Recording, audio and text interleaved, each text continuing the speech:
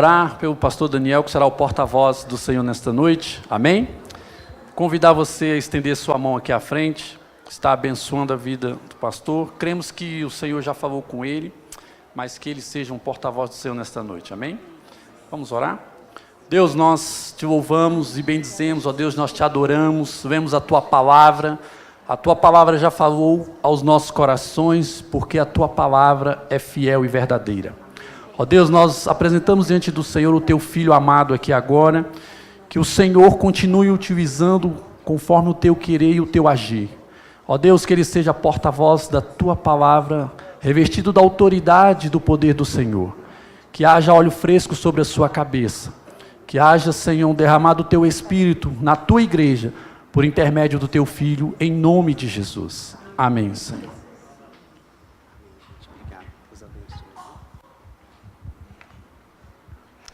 Boa noite, meus irmãos. Graça e paz da parte do nosso Senhor e Salvador Jesus Cristo. Eu gostaria de pedir a todos para que abríssemos juntos a Escritura, no livro de Números, capítulo 11. Livro de Números, capítulo 11.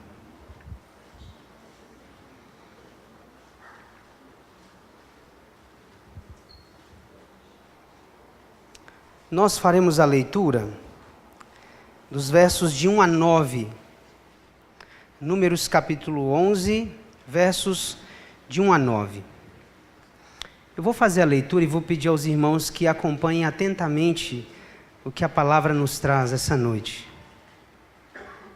Todos encontraram? Diz assim o texto sagrado: Queixou-se o povo de sua sorte aos ouvidos do Senhor. Ouvindo o Senhor, acendeu-se-lhe a ira, e fogo do Senhor ardeu entre eles e consumiu extremidades do arraial.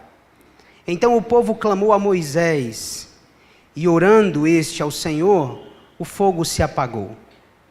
Pelo que chamou aquele lugar Taberá, porque o fogo do Senhor se acendera entre eles.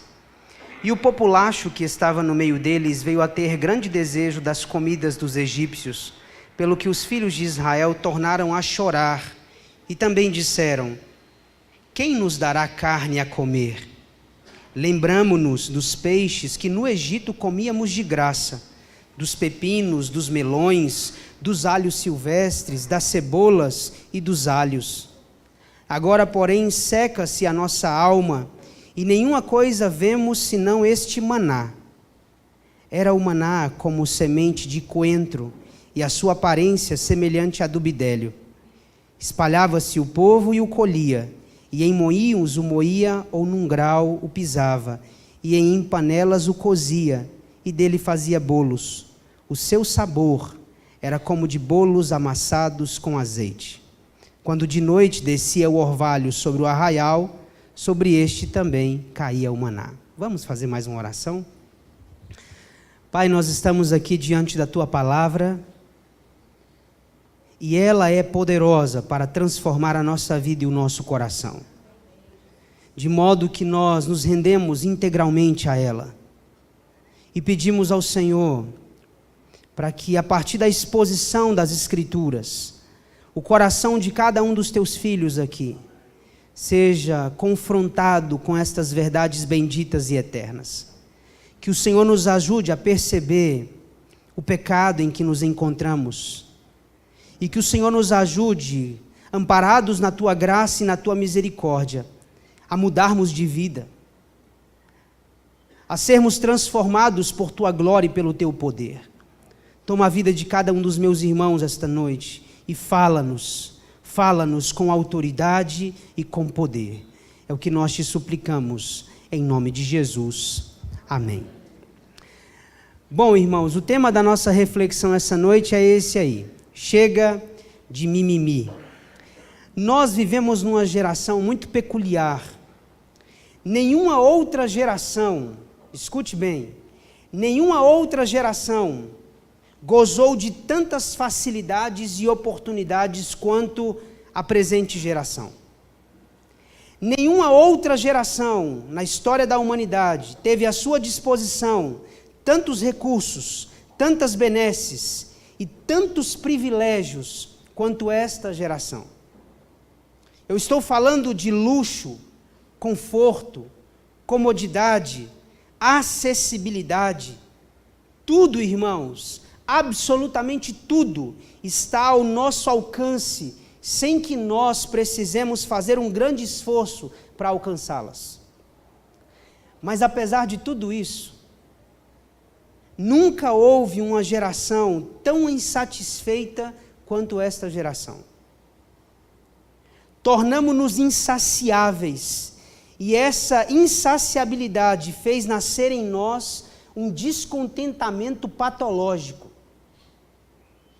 Não importa o quanto você tenha, o quanto você possua, há pessoas que simplesmente serão insatisfeitas. Pessoas que vão sempre reclamar, sempre murmurar. Alguns estudiosos do comportamento definem a atual geração com esse tema aí, a geração mimimi, ou alguns a consideram como a geração floco de neve. E o que isso significa? Se você for ao dicionário, você não vai encontrar uma definição para essa expressão, porque essa expressão é muito contemporânea. E aí eu tive que recorrer à internet para trazer uma definição não formal, não tão conceitual quanto gostaríamos, mas é a definição que temos. Na internet, as definições que nós temos é a seguinte: mimimi é uma expressão usada na comunicação informal, usada para descrever uma pessoa que sempre reclama. Que sempre reclama de tudo. E já que nós estamos numa geração tão abastada quanto a nossa, por que nós nos tornamos tão reclamões, irmãos? Por que somos tão insatisfeitos? Por que o mimimi acompanha a nossa vida e a nossa trajetória nesse mundo, quando teríamos motivos de sobra só para agradecer? O que está na base desse fenômeno?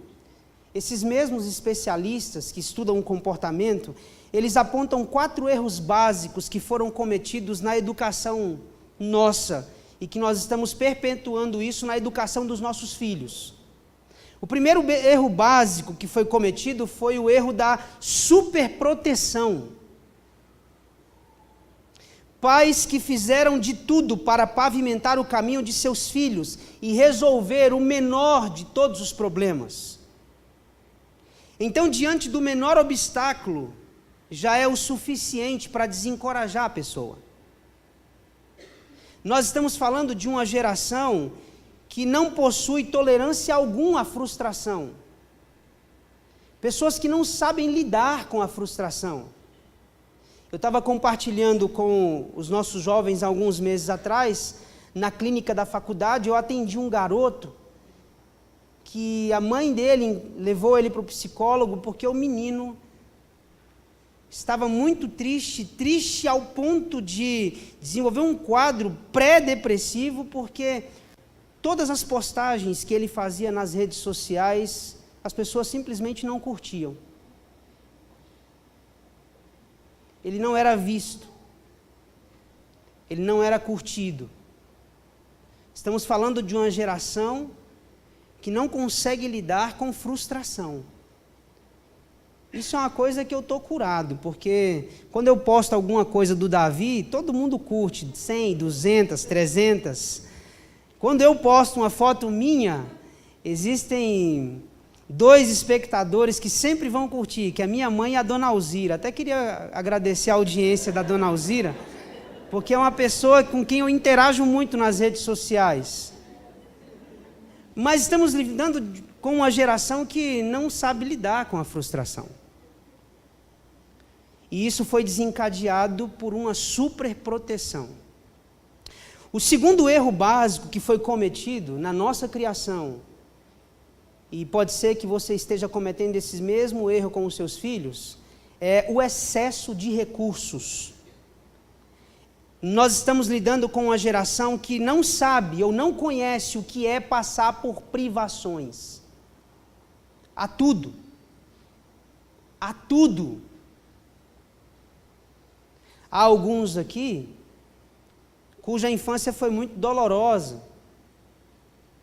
Eu conversava com uma irmã aqui da igreja que dizia: pastor, um dos momentos mais felizes da minha infância era quando minha mãe vinha do supermercado.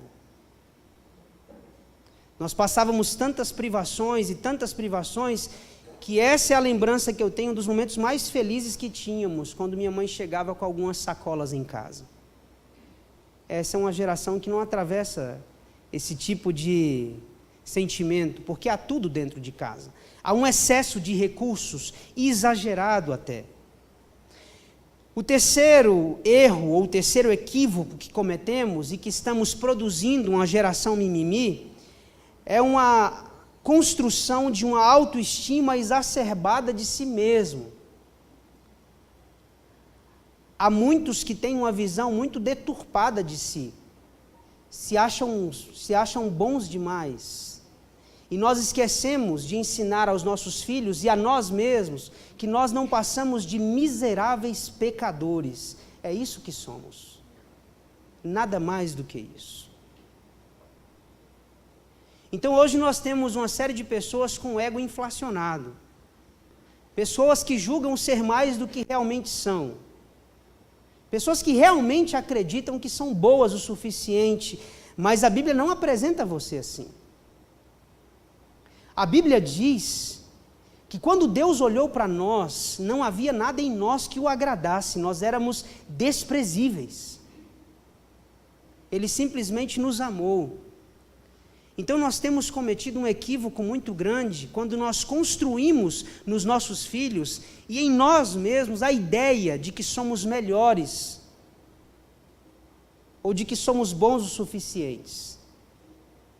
O quarto equívoco é que estamos construindo uma geração com hipersensibilidade. Há pessoas que são hipersensíveis.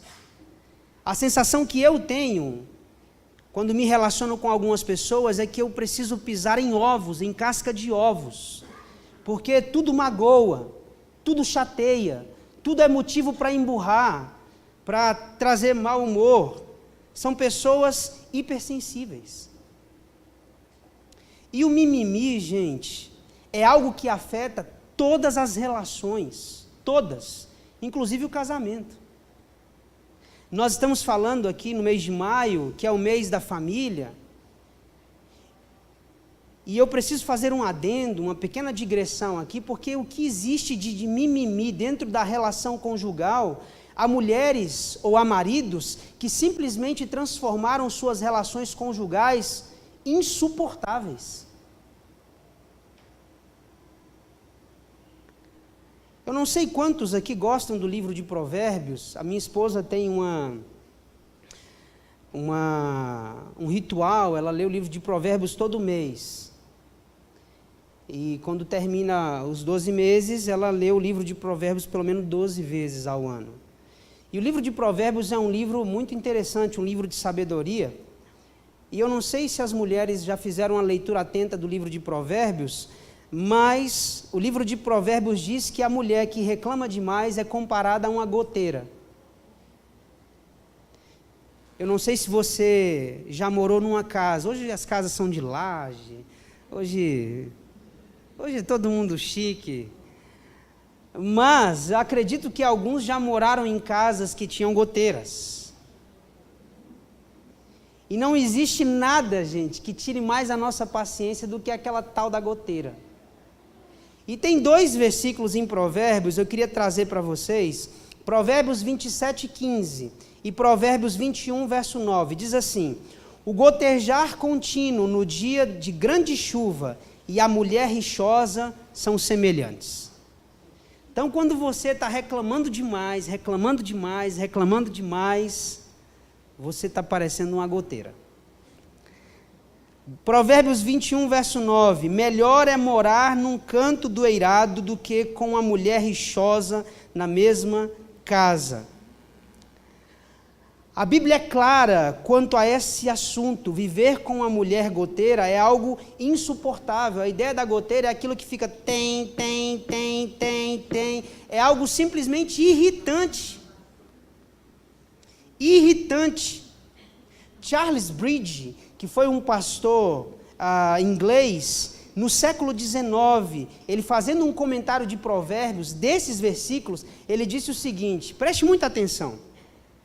Muitas são as misérias na vida de um homem, mas nenhuma delas se iguala àquela que vem de quem deveria ser o esteio da família. Então existem relações que foram contaminadas por essa reclamação permanente, perene. Eu me recordo de um sermão do Spurgeon, onde ele falava sobre a murmuração, e a gente vai passear um pouquinho sobre isso aqui, e ele pregou um sermão duríssimo às mulheres na igreja. E o auditório aquela noite tinha mais de 5.000 pessoas no Tabernáculo Batista em Londres. Duríssimo sermão. Ao final do culto, uma irmã veio ao Spurgeon e disse assim, pastor, se eu fosse a sua mulher, eu colocaria veneno no seu chá. E ele disse, minha irmã, se você fosse a minha mulher, eu beberia esse chá. O que ele estava tentando dizer é que a conduta daquela mulher era algo simplesmente insuportável. Então existem mulheres que reclamam muito, e sejamos honestos, irmãos, há homens também assim. Pelas expressões monossilábicas, eu entendo que alguns descontentamentos existem entre nós. Mas pior do que uma mulher goteira é um homem reclamão. A mulher faz tudo. Se desdobra em 10, 20, 30, para dar a ele o melhor. E ele simplesmente não tem um coração agradecido e não reconhece e só reclama. Só reclama, só reclama. Deixa eu dizer algo muito preventivo para você. Pode ser que você não tenha percebido, mas você pode estar minando o seu casamento com isso. Quando você casou com esse homem, quando você casou com essa mulher, você via muitos predicados, muitos adjetivos.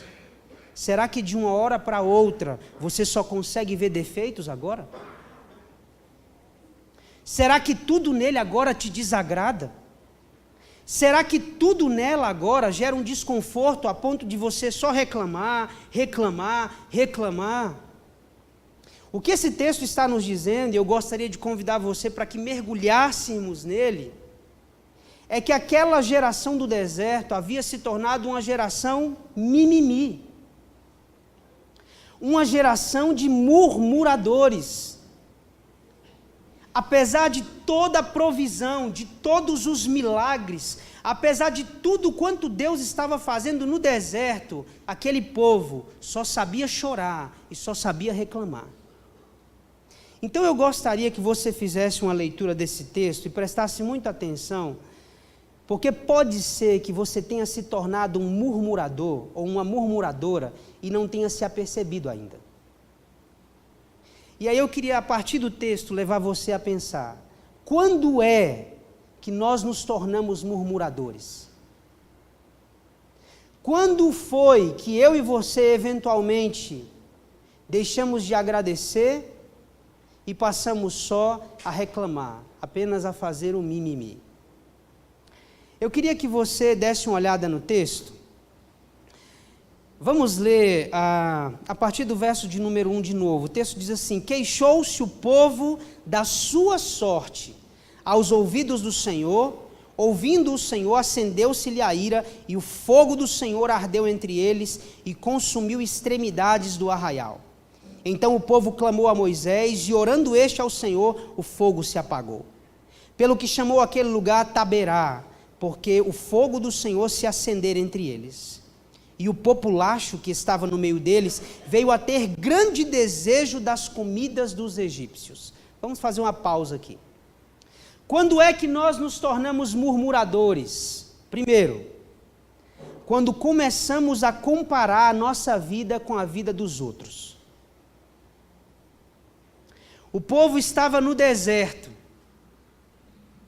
e diante daquelas provações, a primeira coisa que eles se lembraram era do Egito,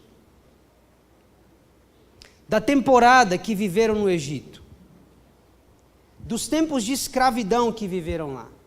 O povo está no deserto, então, passando pelas provações, e eles estão, o Egito, lá é que era bom. O texto está sugerindo para nós que nós nos tornamos murmuradores todas as vezes que nós deixamos de olhar para a nossa vida e começamos a olhar para a vida dos outros.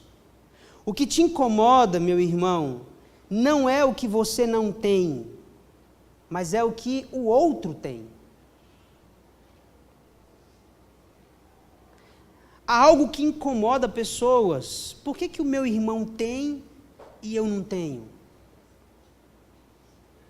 E é curioso porque eles começaram a se lembrar disso, e aí no verso 5 diz: lembramo-nos dos peixes que no Egito comíamos de graça, dos pepinos, dos melões, dos alhos silvestres, das cebolas, dos alhos.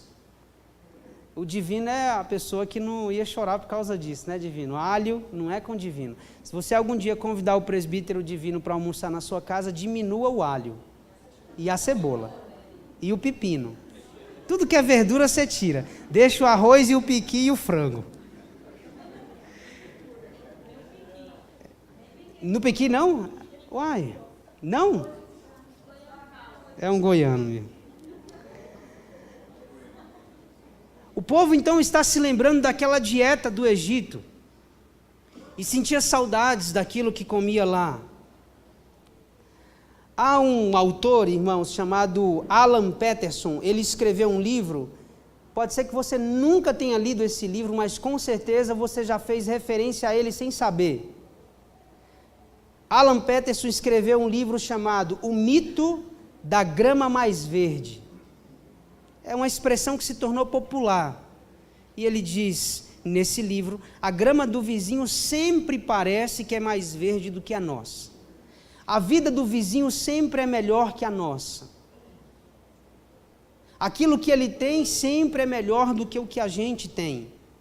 É uma tendência humana em acreditar que a casa do vizinho é melhor, que a família dos outros é mais abençoada, que a igreja do vizinho é melhor, que o pastor da outra igreja é mais abençoado. É uma tendência humana.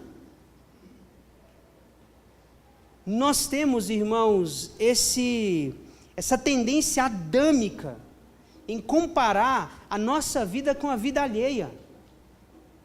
E sabe o que é terrível dentro do casamento e dentro da família? É quando a esposa começa a comparar o marido com o marido dos outros. Ou com o cunhado. Não há nada pior do que isso, irmã. Não faça nunca, em nome de Jesus, esse tipo de comparação. Nem tampouco você, varão. Então o que o texto está nos dizendo é que nós nos tornamos murmuradores todas as vezes que começamos a comparar a nossa vida com a vida de outras pessoas. Essa é a primeira lição. A segunda lição, quando é que nós nos tornamos murmuradores? Está aí no verso de número 4. O verso de número 4 diz assim: e o populacho que estava no meio deles veio a ter grande desejo das comidas. Preste muita atenção nessa expressão, o populacho. Eu fui fazer uma pesquisa, uma pesquisa de alguns comentaristas. Essa palavra populacho, ela significa literalmente o grupo menos favorecido. Então o que o texto está nos ensinando? O texto está nos ensinando que um grupo de pessoas que se consideravam menos favorecidas do que as outras foram reclamar. Então a lição que nós temos é a seguinte: nós nos tornamos murmuradores quando nós esperamos receber um tratamento especial. Toda vez que você espera receber um tratamento especial e não recebe, você murmura. Irmãos, estava todo mundo no deserto. O sol estava quente para todo mundo. A água era a mesma para todo mundo. O pão era o mesmo para todo mundo. Que ideia é essa de que havia um grupo mais favorecido ou menos favorecido em pleno deserto? O que existia era um povo, um grupo de pessoas que achavam que deveriam ter um tratamento melhor. O que esse texto está nos dizendo então é que nós nos tornamos murmuradores todas as vezes que nós esperamos receber um tratamento especial. E deixa eu ser honesto e sincero com você essa noite. O simples fato de você seguir a Cristo não te dá o direito nas melhores faculdades e os melhores empregos. O fato de você ser discípulo de Jesus não significa que você vai ter um tratamento VIP. Ah, eu sou filho do rei. A Bíblia diz que aquele que quer viver piedosamente em Cristo precisa entender que a vida cristã é uma vida de padecimento, perseguição por vezes, injustiça tantas outras. Quem foi que plantou no seu coração a ideia mentirosa de que o fato de você ser filho de Deus, você precisa ter um tratamento de predileção? Todas as vezes que você espera receber um tratamento especial e não recebe, porque a vida não nos trata assim, a vida vai bater em você, a vida vai te frustrar. Então nós precisamos ensinar os nossos filhos a aguentar a pancada, a aguentar a frustração. Porque senão, nós seremos uma geração mimimi, os nossos filhos também serão. Por quê? Porque nós esperamos receber um tratamento diferenciado. O texto está nos dizendo que lá no deserto, no meio da sequidão, o populacho, um grupo que se julgava um grupo desprestigiado, foi até Moisés reivindicar um tratamento especial. Todas as vezes que isso acontece, nós nos tornamos murmuradores. Há pessoas que servem a Deus só pelos benefícios. Pode ser que haja alguém aqui, nessa noite, servindo a Deus, pensando nas bênçãos. E deixa eu te ser sincero, se você serve a Deus pelo dinheiro, você vai servir o diabo se ele te oferecer um salário melhor. Então, se você está servindo a Deus por causa de dinheiro, você está no lugar errado.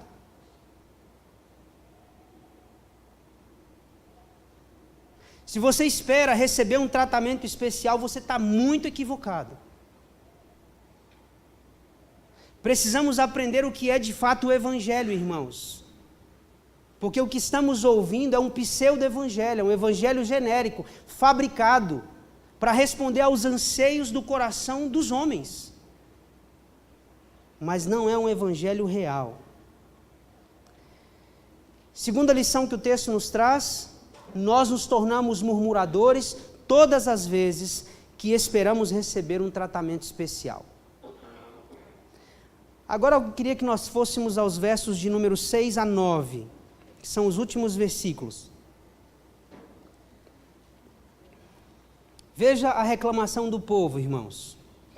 Agora, porém, seca-se a nossa alma, e nenhuma coisa vemos, senão este maná. Era um maná como semente de coentro, e a sua aparência semelhante a bidélio. Espalhava-se o povo, e o colhia, e em moinhos o moía, ou num grau o pisava, e em panelas o cozia, e dele fazia bolos, e o seu sabor era como de bolos amassados com azeite. Quando de noite descia o orvalho sobre o arraial, sobre este também caía o maná. Preste muita atenção. Nós nos tornamos murmuradores quando o conforto que nós gozamos não nos custou nada. Guarde isso. Há pessoas que se tornam reclamonas porque o conforto que elas gozam não custou nada a elas.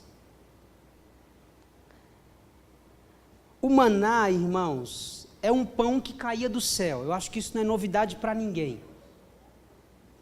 O pão literalmente caía do céu. E nós temos a primeira chuva de pães em Êxodo capítulo 16. O povo murmurou e murmurou contra Moisés: você nos tirou do Egito para nos matar de fome no deserto. E aí Deus disse: olha, Moisés, eu já resolvi o problema, fique tranquilo, todos os dias eu farei chover pão do céu. E era o que acontecia. O que esse texto vai nos dizer? Todos os dias o povo via um milagre acontecer. Todos os dias o povo presenciava milagres acontecerem. Acontece que com o passar dos anos, com o passar dos dias, aquele pão sagrado, aquele pão que caía do céu, começou a enfastiar o povo. Eu estava lendo a interpretação de alguns rabinos e eu percebi que todos eles entendiam que o maná foi uma grande provação no deserto, porque o homem, ele tem uma tendência em buscar a Deus apenas em dias de dificuldade. Mas o que está acontecendo aqui não é que o povo tinha dificuldade. Na verdade, o povo tinha muita abundância. Não, eles estavam no deserto, mas não faltava água. Eles estavam no deserto, mas não faltava pão. A questão aqui não é privação. Privação eles não sofreram. A questão aqui é a abundância. Nós, irmãos, temos uma dificuldade em lidar com a abundância. Há pessoas que quando passam pela provação, vêm para a igreja, consertam a vida com Deus, se colocam diante do altar. E há pessoas que quando estão passando pela abundância, simplesmente ignoram Deus. Simplesmente ignoram o Senhor. Ignoram o que Deus fez e o que Deus está fazendo. É exatamente isso que está acontecendo aqui. O povo está reclamando de um pão porque eles não tinham que trabalhar por aquele pão. Eu acho que todo pai já fez essa reclamação do filho. Esse menino não dá valor em nada. Eu estou aqui me matando de trabalhar, trabalho em 2 empregos, 3 empregos, parece o Júlio do Todo Mundo Odeia o Cris. Trabalho em 3, 4 empregos para dar conforto para esse menino e esse menino não valoriza nada. Claro que ele não valoriza, ele não tem que pagar o preço que você paga. Quem valoriza o seu dinheiro é você, que soa por ele, que dá duro por ele. O que está acontecendo no deserto é exatamente isso. O povo está gozando de um conforto que não custou nada para eles.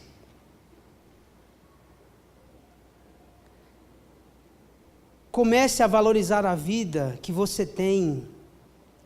E aí eu queria dar uma palavra aqui aos jovens da nossa igreja e adolescentes.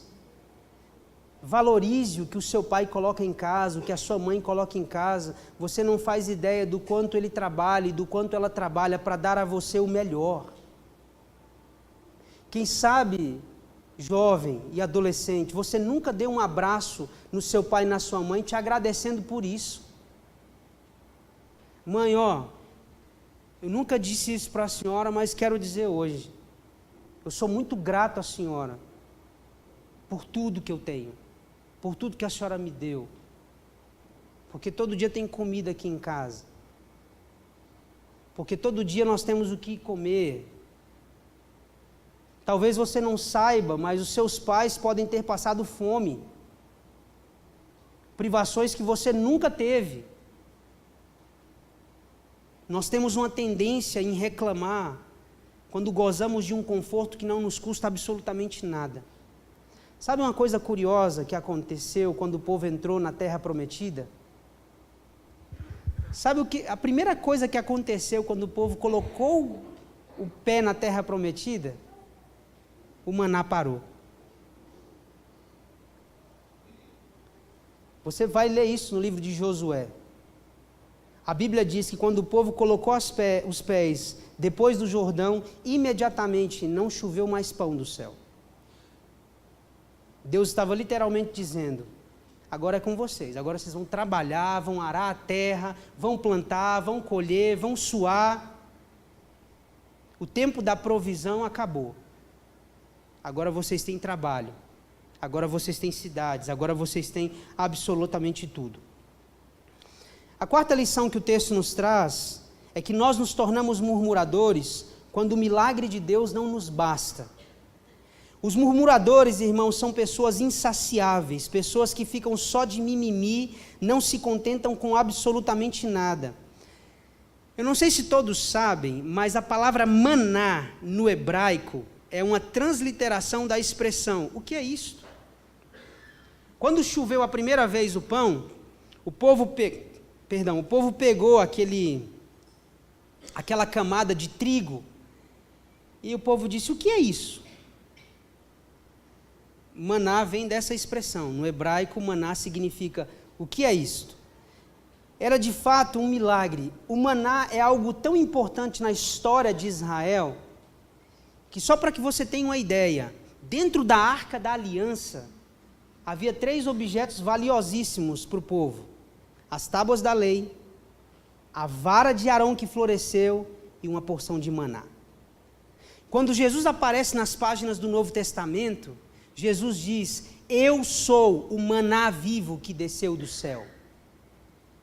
Eu sou o pão vivo que desceu do céu. Jesus estava fazendo uma alusão direta ao maná. Lá no Salmo de número 78, verso 25, diz assim: comeu cada qual o pão dos anjos, enviou-lhe comida a fartar. O Salmo 78 diz que o que o povo comeu no deserto foi o banquete que os próprios anjos tinham no céu. Algumas traduções trazem a seguinte expressão: eles comeram do trigo celestial. Nós então estamos falando de uma geração que o milagre de Deus não basta, não é suficiente. Há pessoas que simplesmente são insaciáveis. Uma sociedade indulgente, mas também uma sociedade insatisfeita. A murmuração, irmãos, é sintoma de um problema espiritual profundo. Nós murmuramos porque somos ingratos e porque não confiamos em Deus. Estamos diante de uma geração mimimi, uma geração do deserto, que chorava, reclamava, chorava e reclamava. E às vezes a gente reclama pedindo milagres, pedindo provisão, mas os milagres e as provisões não irão resolver os problemas da murmuração.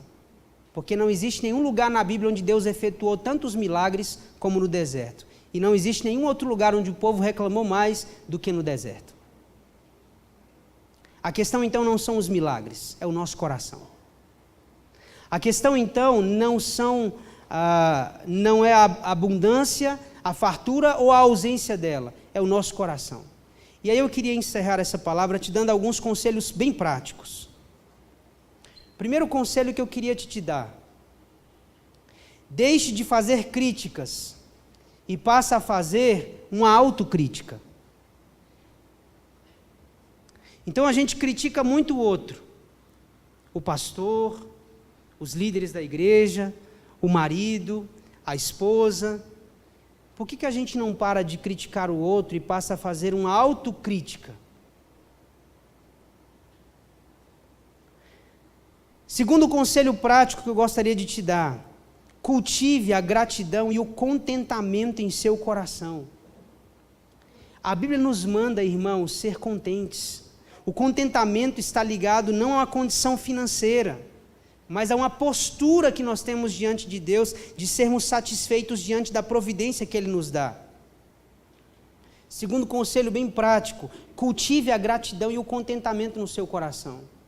Seja agradecido pelo que Deus te deu. Terceiro conselho prático que eu quero te dar essa noite: pare de fazer reivindicações a quem quer que seja. Há pessoas que estão fazendo reivindicações a Deus, reivindicações ao cônjuge, reivindicações ao marido, à esposa, aos filhos. Chegou a hora, irmãos, de nós pararmos de fazer esse tipo de reivindicação e colocarmos a nossa vida diante do altar. Se existe alguém que precisa ser mudado, não é o outro, somos nós. Seja você, aprendi isso com a Cida, seja você a mudança que você espera ver no outro. Nós estamos diante de uma geração que reclama, que murmura, apesar de todos os milagres, de todos os benefícios, de toda a fartura, de tudo que temos. Nós precisamos, irmãos, cultivar no nosso coração a gratidão. Vamos orar?